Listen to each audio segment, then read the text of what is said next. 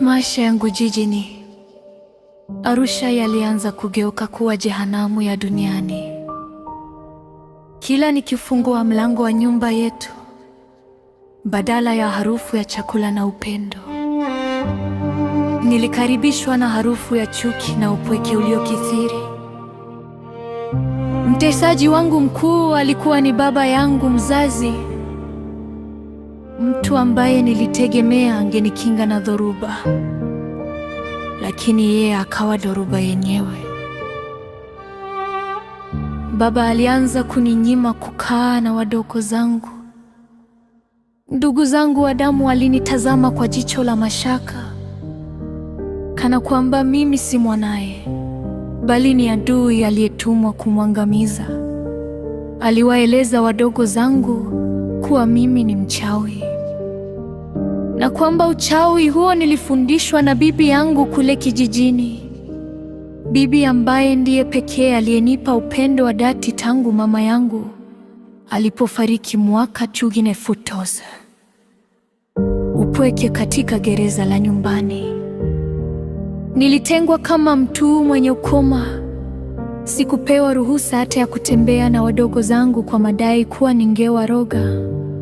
Sinikizo likazidi. Siku moja waliniamuru ninyoe nywele zangu walizodai zimekuwa haraka mno kuliko za wenzangu.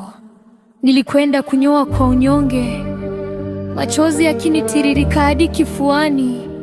Walizichukua zile nywele kwenda kuzificha kusikojulikana. Mshtuko ule wa kunyolewa kwa nguvu na kudhalilishwa ulinifanya nipoteze sauti. Nikawa bubu, nikiishi ndani ya dunia ya giza na kimya kwa wiki nzima. Manyanyaso hayakuishia hapo. Nilikatazwa kwenda shule na hata kanisani, mahali ambapo ningeweza papata wanaoamani kidogo. Sikuruhusiwa kwenda tena. Kila walipokuwa wakitoka nyumbani na kuongozana kama familia yenye furaha, waliniacha peke yangu na kunifungia nje ya geti, nikikabiliana na baridi na jua hadi watakaporudi. Siku moja, kwa sauti iliyojaa unyonge, nilimuuliza baba, "Baba, mbona kila mnapoondoka mnanifungia nje ya geti?" Akanijibu kwa maneno yaliyopasua moyo wangu vipande vipande, "Tumwachie mchawi nyumba. Hatuwezi kuongozana na mchawi njia moja." Sahani ya upweke na ndoto za giza. Nyumbani nilitengewa kila kitu. Nilikuwa na sahani yangu, kikombe changu na kijiko changu ambacho hakikuruhusiwa kugusa vyombo vya wengine.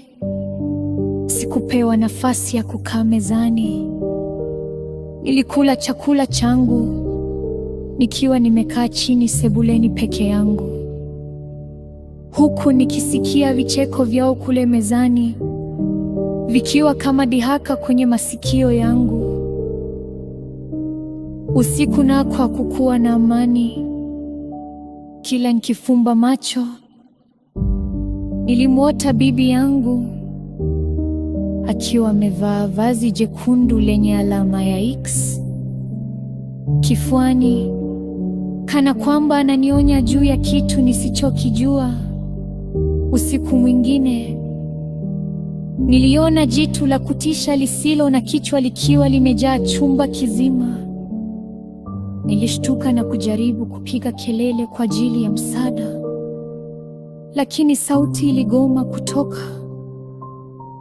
Nilijikuta nikilia kwa kimya, huku pumzi ikinibana, maputa za chumba zikionekana kunisogelea kunimeza. Zawadi ya kanga na kipigo cha mauti.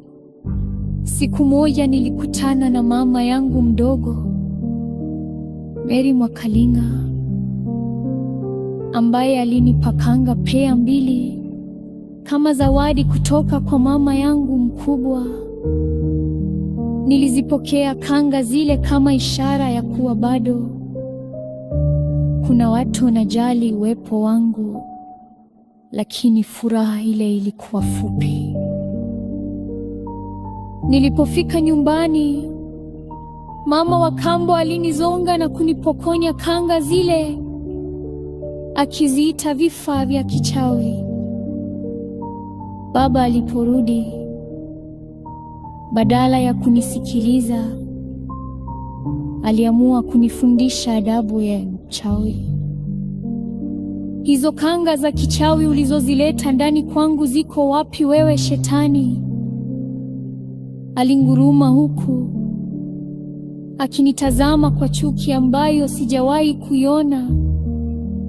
Alizichukua kanga zile na kuzitupa juu ya mti wa mparachichi kama uchafu, kisha alianza kunishambulia. Alinipiga bila huruma, akinishushia kipigo kizito kwa fimbo na mikanda, huku mama wa kambo akizidi kuchochea moto kwa kusema hawezi kumtetea mchawi. Ingawa nilikuwa nalia kwa sauti iliyokwaruzika, ajabu ni kwamba sikuyasikia maumivu ya zile fimbo mwilini mwangu. Maumivu ya moyoni kwa kuumizwa na baba yangu mzazi yalikuwa makubwa kiasi kwamba yalifunika maumivu ya mwili.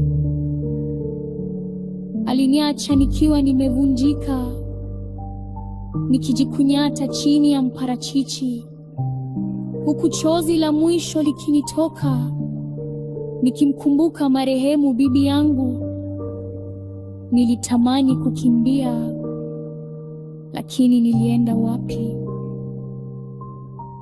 Mimi ni mtoto niliyekosa mtetezi duniani.